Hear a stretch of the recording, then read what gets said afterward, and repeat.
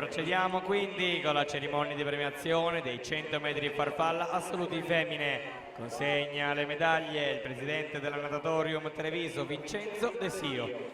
Consegna la medaglia di bronzo per il suo terzo posto per la Hydros col tempo di 1:08:33 a Marianna Trevisan.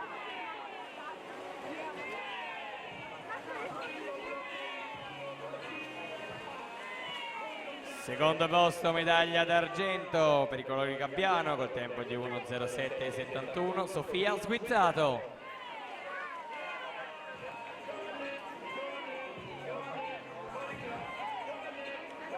Primo posto medaglia d'oro vince col tempo di 1:06:76 per la Sport Management Lombardia Noemi Grendene. Intanto alla partenza gli atleti dell'11ª serie.